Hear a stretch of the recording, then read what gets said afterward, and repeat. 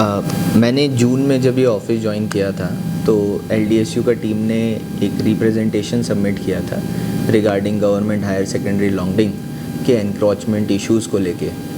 तो ये काफ़ी सेंसिटिव इशू है और मुझे बताया गया था कि ये मुद्दा 1 साल से ज़्यादा से उठाया जा रहा है, लेकिन अभी तक इसको सॉल्यूशन में नहीं ला पाया है किसी वजह से।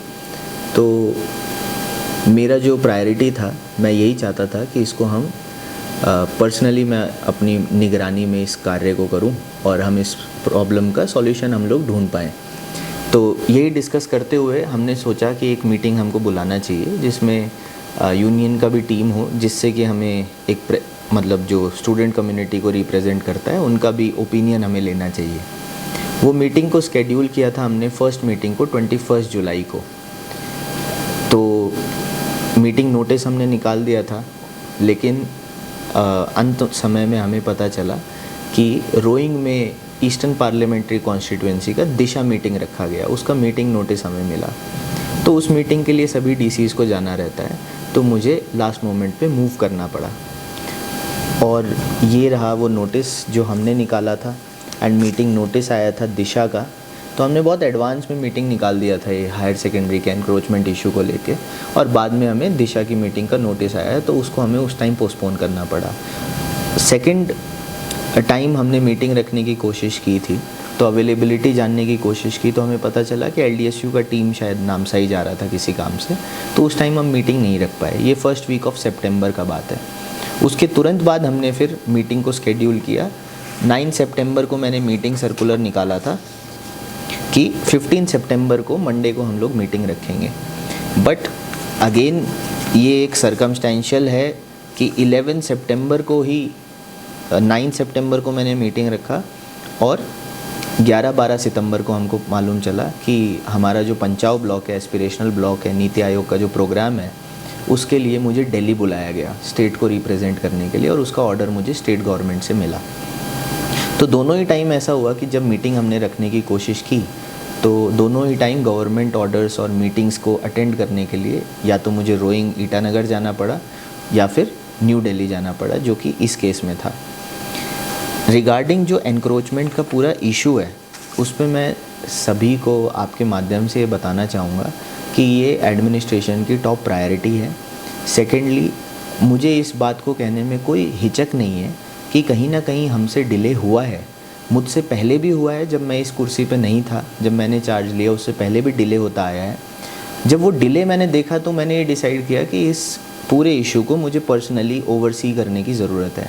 इसीलिए मैंने जब ये मीटिंग्स में मुझे जाना पड़ा इधर उधर, तो ये मीटिंग मैंने डेलीगेट नहीं की सबऑर्डिनेट्स को, ना एडीसी को बोला, ना ईएसी को बोला कि मेरे बिहाफ में मीटिंग को चेयर कीजिए, क्योंकि मैं चाहता था कि इस मुद्दे को मैं खुद ओवरसी करूं, खुद मॉनिटर करूं। वो बहुत ज़रूरी था और कहीं ना कहीं शायद टीम भी यही चाहती थी एलडीएसयू की।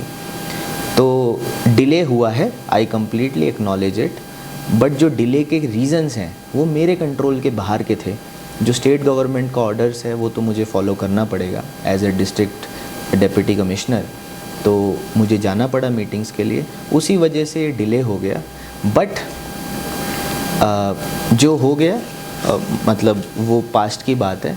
अभी हम इसको लेके मतलब आने वाले टाइम में इसको जल्द से जल्द सॉल्व कर लेंगे। सर कब तक हो जाएगा? मैं आपको अपडेट दे देता हूँ कि हमने कल भी एक मीटिंग बुलाने की कोशिश की थी, बट आई थिंक टीम जो स्टूडेंट्स यूनियन की थी वो बाहर थी। तो आज सुबह हमने एक मीटिंग की है और मुझे ये मालूम चला कि ये जो सर्वे हुआ था एनक्रोचमेंट को रिगार्डिंग, ये 1 साल पहले हुआ था। अब इसमें हो सकता है कि कोई एनक्रोचर खुद से उसको वैकेंट कर दिया हो, या हो सकता है कि कोई नया एनक्रोचमेंट भी बन गया हो। तो एकदम आज की डेट में अप टू डेट क्या सिचुएशन है ग्राउंड का, क्या कितना लैंड है, कितना एनक्रोच हुआ है, किसने किया है, उसको असेस करने में ज़्यादा टाइम भी नहीं लगेगा। वो चीज़ पहले भी हो चुकी है। उसके लिए हमने एक टीम बनाया है। वो टीम आने वाले 2-3 दिनों में ही, मैक्सिमम बाय नेक्स्ट वीक, वो लोग विज़िट करेंगे और रिपोर्ट मुझे नेक्स्ट फ्राइडे तक सबमिट करेंगे। नेक्स्ट फ्राइडे हमारा 26 सितंबर है। उसके बाद उसके नेक्स्ट वीक से एस्टेट ऑफिसर्स को भी डायरेक्शन जा चुकी हैं कि जो भी नोटिस इशू हुए हैं एज़ पर Arunachal Pradesh eviction of unauthorised occupants of government premises, उसके तहत एविक्शन होता है एनक्रोचमेंट्स का। तो उसके तहत जो भी नोटिस इशू हुए हैं या होने चाहिए थे नहीं हुए, उन सब को टेकअप करके latest by first week of October हमको एक्शन स्टार्ट करना है। ये हमने मीटिंग में ऑलरेडी डिसाइड कर लिया है और टीम भी बना दी गई है इस चीज़ के लिए। एंड जो डिले अभी तक हुआ था उसको मानते हुए मैं सभी को यही आश्वासन दिलाऊंगा कि एडमिनिस्ट्रेशन की कंप्लीट प्रायोरिटी है एजुकेशन सेक्टर, और एजुकेशन सेक्टर में कहीं ना कहीं गवर्नमेंट हायर सेकेंडरी स्कूल हो या कोई भी स्कूल हो, उनकी लैंड को बचाना भी आता है। जब मैंने लॉन्गडिंग में ज्वाइन किया था उस टाइम तकरीबन 10 स्कूल्स का सिर्फ एलपीसी या अलॉटमेंट ऑर्डर बना हुआ था टोटल स्कूल्स में, जो कि 85 प्लस हैं। आज की डेट में वो नंबर 10 से बढ़कर 65 हो चुका है। जब मैं यहाँ पे आया तो मैंने मिशन मोड में इस चीज़ को लिया कि हम सभी स्कूल्स का एलपीसी बनाएंगे सिर्फ इसी पर्पज़ के लिए कि किसी भी स्कूल की ज़मीन, बच्चों का जो अधिकार है, बच्चों का जो एजुकेशन का अधिकार है, उसको कोई एनक्रोच ना कर सके। उसको हमने इसीलिए ऑफिशियली एलपीसी बनाया है। गांव-गांव में हमारे लैंड के स्टाफ और एडमिनिस्ट्रेटिव ऑफिसर्स घूमे हैं इस कार्य के लिए। तो ये भी मैं आपको बता देना चाहूँगा कि हमारी टॉप प्रायोरिटी है एंड इस इशू को भी हम सॉल्यूशन पे लेके आएंगे। सर, जो कंपाउंड के अंदर में जो वाल बनाया गया था वो एलडीएसयू और वहाँ का जो स्टूडेंट्स है उसका ये कहना था कि वो कंपाउंड के अंदर में ही बनाए हैं। तो सर वो कौन सा डिपार्टमेंट में बनाया गया था और उसको वहाँ पे कौन सर्वे करके बनाया, मुझे पता पड़ेगा। मैंने भी ये चीज़ जो है सोशल मीडिया पे ही देखा है, जो मुझे शेयर हुआ इधर उधर से व्हाट्सएप के ज़रिए, लेकिन इसका कोई भी ऑफिशियल रिप्रेजेंटेशन हमें अभी तक नहीं मिला है। ना ही यूनियन की टीम से मिला है, ना ही डिपार्टमेंट से मिला है, ना ही किसी और सोर्स से मिला है। तो अभी तक हमको इस चीज़ का तो अंदाज़ा नहीं लग पाया है। लेकिन आज जो हमने मीटिंग में डिस्कस किया और जो कमेटी बनाया, उसका एक मैंडेट ये भी है कि वो चेक करे कि वो जो बाउंड्री वॉल जो बनाया गया था वो एक्चुअल बाउंड्री से कितना अंदर बनाया गया था, जो कि टीम बता रही है कि एक्चुअल बाउंड्री से अंदर बना दिया गया था, यही उनका एलिगेशन है। तो उनको ये भी बताया गया कि वो एक्चुअल बाउंड्री को भी चेक करो और ये चेक करे कि कहाँ बनाया गया था, ठीक है। और जब एक बार वो टीम नेक्स्ट वीक तक मेरे पास रिपोर्ट सबमिट कर देगी तो हम सबसे पहला प्रोसेस रहेगा कि जो एनक्रोचमेंट्स हैं उनको हटाना। जब तक हम एनक्रोचमेंट्स को नहीं हटाएंगे तब तक स्कूल का जो नेचुरल बाउंड्री है, जो ओरिजिनल बाउंड्री है, वो निकल के नहीं आएगा।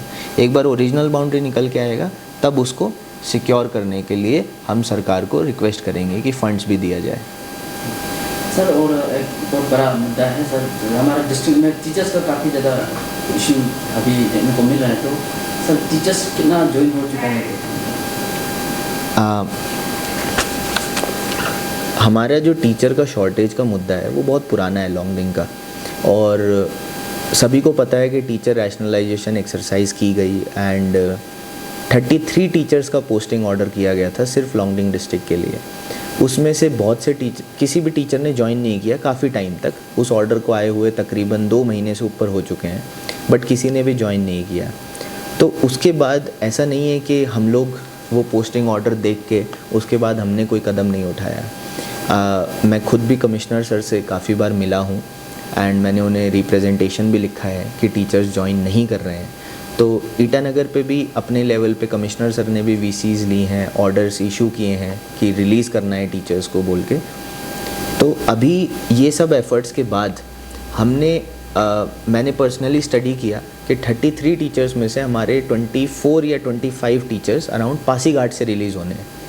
तो मैंने कोशिश की संपर्क करने की डीसी पासीघाट को एंड उनको मैंने रिक्वेस्ट किया कि आपके यहाँ से हमारे पास बहुत टीचर्स आने हैं।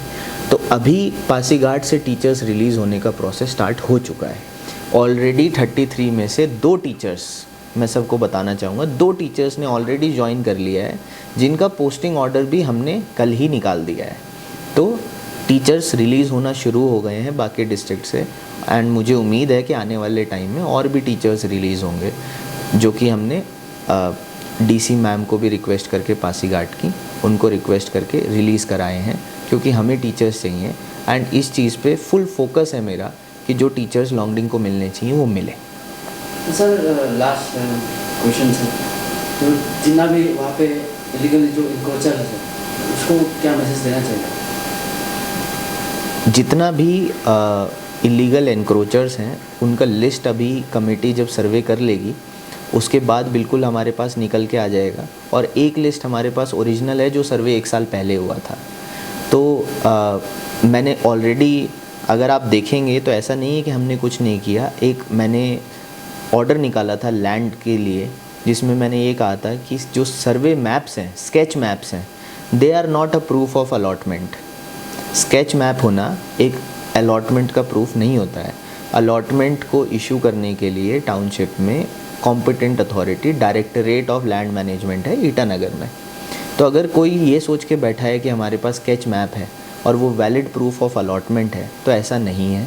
उस ऑर्डर के ज़रिए मैंने जितने भी स्केच मैप्स इशू हुए थे उनको इनवैलिड डिक्लेयर किया था।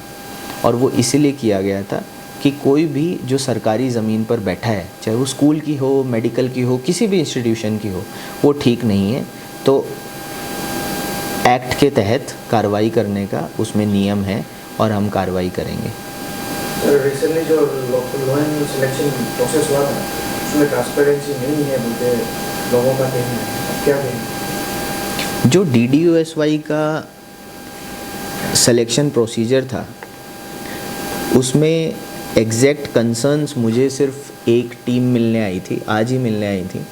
उनके जो कंसर्न्स थे मैंने उनको एड्रेस कर दिए। तो आपके माध्यम से मैं ये क्लैरिफाई कर देना चाहता हूँ कि एक कंसर्न उनका था कि अमाउंट्स को रिस्ट्रिक्ट किया गया है। जो लोन एप्लीकेशन में अमाउंट्स था वो रिस्ट्रिक्ट किया गया है या बदलाव किया गया है। तो मैं सभी को ये बता देना चाहता हूँ कि प्लानिंग, फाइनेंस एंड इन्वेस्टमेंट से ईटानगर से गाइडलाइंस इशू हुए थे DDUSY के लिए। उसमें ये क्लियरली लिखा गया है कि inflated project estimates must be rationalised bye banks and district administration. इसमें क्लियर कट यही मतलब है कि जो प्रोजेक्ट एस्टिमेट कमेटी को अगर लगता है कि इन्फ्लेटेड है एंड अकॉर्डिंग टू जो बिज़नेस मॉडल प्रपोज किया गया है, अगर उसके हिसाब से वो ज़्यादा है तो कमेटी के पास डिस्क्रिशन है उसको कम करने का। और इसमें शब्द लिखा हुआ है मस्ट बी रैशनलाइज्ड, मतलब हमें रैशनलाइजेशन करना ही है। हमें देखना है कि वो चीज़ अमाउंट ज़्यादा है या कम है। तो जिसका हमें लगा कि उन्होंने प्रपोज्ड अमाउंट ज़्यादा है उसका हमने कम किया है, इसीलिए वो चेंज इन अमाउंट है। सेकेंडली उन्होंने मुझसे पूछा कि आपने होम स्टेज़ के अमाउंट को क्यों रिस्ट्रिक्ट किया, क्योंकि जो मांगा गया था अमाउंट और जो दिया गया है वो डिफरेंट है। तो इसमें क्लियरली लिखा हुआ है इसी नोटिफिकेशन में, इसी ऑर्डर में जो आया है, sanctioned amount for home stage to be restricted to 30 lakhs। Clear cut instructions हैं गवर्नमेंट के कि होम स्टेज को रिस्ट्रिक्ट किया जाए 30 lakhs में। इसलिए जो 2 होम स्टेज दिए गए हैं वो 30 lakhs को ही रिस्ट्रिक्ट किए गए हैं एज़ पर गवर्नमेंट गाइडलाइन। एंड इसका अब गवर्नमेंट ने ये जो इंस्ट्रक्शन दिया है ये 29 अगस्त को डेटेड है। डाक देख सकते हैं, मेरा खुद का इनिशियल है। 8 सितंबर को हमको रिसीव हुआ था। इमीडिएटली उसी शाम को जब मैं ये डाक चेक कर रहा था, मैंने DPO को बुला के इंस्ट्रक्शन दिया कि हमें ये पब्लिक को कन्वे करना बहुत ज़रूरी है, नए इंस्ट्रक्शन जो आए हैं, क्योंकि नए इंस्ट्रक्शंस हमारे लिए भी सडनली आए हैं। तो हमने immediately next morning circular issue कर दिया था 9 सितंबर को, जिसमें सारे इंस्ट्रक्शंस एज इट इज़ लिखे हुए हैं पब्लिक की इंफॉर्मेशन के लिए। ये सर्कुलर्स हमने इशू किए और हमको ये मालूम चला कि एक ग्रीवांस ये था कि होम स्टे क्यों दिया गया, और होम स्टे पहले भी लॉन्गडिंग में दिया गया है बट वो नहीं चला है। तो मैं आपको बता देना चाहूँगा कि होम स्टेज का अराउंड 8 to 9 एप्लीकेशंस आया था, जिसमें से हमने सिर्फ और सिर्फ 2 को दिया है, जबकि गाइडलाइंस में क्लियरली लिखा है home stay project shall not exceed 30% of the annual quota. Annual quota कितना था? 18, उसका 30% होता है 1/3, 6 होम स्टेज तक हम दे सकते थे, बट हमने सिर्फ 2 ही दिए हैं। बिकॉज जो ये बात है कि होम स्टेज पहले भी दिए गए थे और नहीं चले, इस चीज़ को कमेटी ने ध्यान में रखा है और ये जाना है कि होम स्टेज़ को हमें ज़्यादा नहीं देना है। गाइडलाइंस हमें अलाउ करती थी, बट हमने फिर भी उसको 2 नंबर तक ही रिस्ट्रिक्ट करके रखा है, एंड वो होम स्टे 30 लाख तक रिस्ट्रिक्ट करके रखा है एज़ पर गाइडलाइंस। एक और ग्रीवांस था कि रेस्टोरेंट्स को दिया गया है या किसी एक पर्टिकुलर इंडिविजुअल के प्रोजेक्ट को क्यों नहीं माना गया। तो जितने भी एप्लीकेंट्स थे उनको मैं यही बोलना चाहूँगा कि टोटल 42 शॉर्ट लिस्ट हुए थे इंटरव्यूज़ के लिए, जिसमें से 4 वर एब्सेंट। 4 एब्सेंट हुए, 38 ने इंटरव्यू दिया, कोटा हमारे पास 18 था, तो जाहिर सी बात है कि 20 एप्लीकेशंस तो रिजेक्ट होने ही थे। अब उसमें से 20 रिजेक्ट होने थे और 18 एक्सेप्ट होने थे, तो जाहिर सी बात है किसी का तो एप्लीकेशन रिजेक्ट होगा। और हर एप्लीकेंट को ये लगता है कि उनका प्रोजेक्ट या प्रपोज़ल यूनिक है या वो लोग अच्छे से करेंगे, उन्होंने मेहनत किया है, जो कि आई कम्प्लीटली अग्री विद। हर किसी ने मेहनत से इस बार एप्लीकेशन दिया है। एंड मैं आपको ये भी बताना चाहूँगा, लॉन्गडिंग में इस बार पिछले वर्ष के मुकाबले ऑलमोस्ट 5 to 6 टाइम्स ज़्यादा एप्लीकेशंस आए हैं। वो भी इसीलिए आए हैं क्योंकि हमने बहुत पहले टाइम दिया, कैंडिडेट्स को नोटिफाई किया, 1 महीने का हमने टाइम दिया। इसीलिए दिया स्पेसिफिकली ताकि लॉन्गडिंग डिस्ट्रिक्ट में जो बडिंग एंटरप्रेन्योर्स हैं वो लोग अच्छे आइडियाज़ के साथ, अच्छे प्रपोजल के साथ कॉम्पीट करें इस कोटा के लिए, ऐसा सोच के दिया। दूसरा, हमने ट्रेड लाइसेंस का जो रिस्ट्रिक्शन होता है वो कमिटी ने खुद डिसाइड किया कि हम डॉक्यूमेंटेशन के बेसिस पे किसी को रिजेक्ट नहीं करेंगे। अगर किसी का ट्रेड लाइसेंस नहीं है तो हमने स्पेशल नोटिस निकाला कि आपका उद्यम रजिस्ट्रेशन होने से काफ़ी होगा। तो वो सब इसीलिए किया गया ताकि जो हमारे एप्लीकेंट्स हैं उनका जीवन आसान बना सकें, उनको ज़्यादा से ज़्यादा अप्लाई करने की कोशिश कर सकें, वो रिजेक्ट ना हो डॉक्यूमेंटेशन के बेसिस पे। इसलिए हमने उस कंडीशन को भी रिलैक्स किया जो कि सिर्फ़ और सिर्फ एप्लीकेंट्स के हित में था। अच्छा, इसके अलावा एक और ग्रीवांस उन्होंने मुझे बताया कि किसी एक स्पेसिफिक रीजन को ज़्यादा एप्लीकेशंस मिला है या ज़्यादा कोटा मिला है। तो मैं आपको ये बताना चाहूँगा कि इस तरीके से किसी एक चीज़ को सिर्फ एक तरीके से देखने से चीज़ें गलत दिखती हैं। That is not the fact. आप अगर टोटल एप्लीकेशंस उठाएंगे जितनी आई थी, टोटल एप्लीकेशंस में अगर आप देखेंगे तो आप देखेंगे कि 50% से ज़्यादा एक रीजन से आई हुई हैं।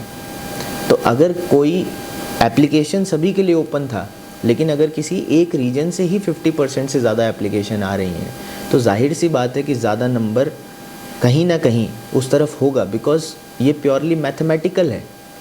सेकेंडली, आप देखेंगे जो कमेटी का फॉर्मेशन था उसमें बैंक्स भी थे, डीपीओ मेंबर सेक्रेटरी थे, agri, horti, fishery, industries, lead bank manager, ADC, सब कोई मेंबर्स थे अंडर माय चेयरमैनशिप। सभी मेंबर्स के मार्क्स इक्वल थे, सभी मेंबर्स 10 मार्क्स दे सकते थे किसी भी कैंडिडेट को। मेरे मार्क्स भी 10 ही थे। लास्ट में सभी मेंबर्स का टोटल किया गया, मार्क्स का एवरेज निकाला गया और उस हिसाब से बेनिफिशियरीज़ को सेलेक्ट किया गया। अगर इसके अलावा कोई ग्रीवांस है जो मैंने टच नहीं किया हो बट आपको अगर पता हो तो आप पूछ सकते हैं। लॉन्गडिंग का जनता को क्या कहना चाहेंगे कोऑपरेशन देने के लिए, कोऑपरेट करने के लिए, ओवरऑल लॉन्गडिंग डेवलपमेंट के लिए लॉन्गडिंग का? मैं इसमें ज़्यादा कुछ नहीं कहूँगा, मैं 2-3 बातें ही कहूँगा। पहली चीज़ तो ये कि ये जब DDOSY का चल रहा था सिलेक्शन प्रोसीजर, इंटरव्यू लेने से पहले ही हमने सेक्रेटरी प्लानिंग को कम्युनिकेट कर दिया है कि इस बार लॉन्गडिंग में हमारे पास जो नंबर ऑफ़ एप्लीकेशंस हैं वो हाई है। इससे ये पता चलता है कि हमारा लॉन्गडिंग का जो यूथ है या जो एप्लीकेशंस हैं अनएम्प्लॉयड यूथ्स को लिए जो ये स्कीम है वो ज़्यादा नंबर में अप्लाई कर रहे हैं। तो हमने ऑलरेडी सेक्रेटरी को कम्युनिकेट किया है कि लॉन्गडिंग डिस्ट्रिक्ट को एडिशनल कोटा दिया जाना चाहिए, क्योंकि लास्ट टाइम हमारा कोटा 20 था बट नंबर ऑफ़ एप्लीकेशंस बहुत कम थी और कुछ कोटा हमारा सरेंडर हुआ है। तो जब ईटानगर ने देखा कि कोटा लास्ट ईयर सरेंडर हुआ है तो इस बार कोटा थोड़ा कम कर दिया गया, 18 कर दिया गया, बट हमारे एप्लीकेशंस बहुत ज़्यादा आए इस बार, तो ज़्यादा कंपटीशन हुआ। और ज़्यादा कंपटीशन हुआ तो जाहिर सी बात है कि कंपटीशन में किसी को सक्सेस मिलता है, किसी को निराशा हाथ लगती है। तो मैं तो ये बात अच्छी समझता हूँ कि बच्चों ने जो भी यूथ्स है जिन्होंने भी अप्लाई किया था इस चीज़ के लिए compete किया, ये कंपटीशन दिखाता है किसी भी गवर्नमेंट स्कीम के लिए या कोटा के लिए या बेनिफिट के लिए। ये बहुत ही अच्छी स्पिरिट है और इसी को प्रमोट करने के लिए हमने एडिशनल कोटा की मांग की है, क्योंकि मुझे भी लगता है कि लॉन्गडिंग को और कोटा मिलना चाहिए ताकि और प्रोजेक्ट्स को टेकअप कर सकें। सेकेंडली मैं यही कहना चाहूँगा कि बहुत सी चीज़ें ऐसी होती हैं जो आप सिर्फ एक तरफ से सुनेंगे या देखेंगे तो आपको लगेगा कि सही है या गलत, बट एक चीज़ के बहुत सारे पहलू होते हैं, बहुत सारी साइड्स होती हैं।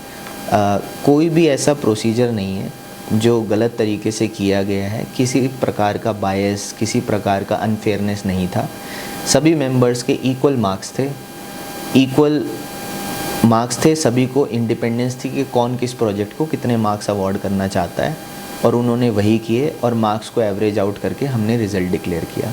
सेकेंडली, किसी भी इशू को लेके मैं यही कहना चाहूँगा पब्लिक को कि सभी चीज़ों को जान के कंक्लूजन पे आने से बेटर रहता है, और यही अपील करना चाहूँगा कि जो पब्लिक के मुद्दे हैं वही हमारे मुद्दे हैं, और एडमिनिस्ट्रेशन की तरफ से किसी भी टॉपिक पे, किसी भी चीज़ पे, not just land encroachment, any issue, कभी भी हम लोग पीछे नहीं हटने वाले हैं। और कितना भी बड़ा प्रॉब्लम हो, आई बिलीव कि उसको बातचीत से बैठ के लॉ के कन्फाइंस में आराम से सॉल्व किया जा सकता है।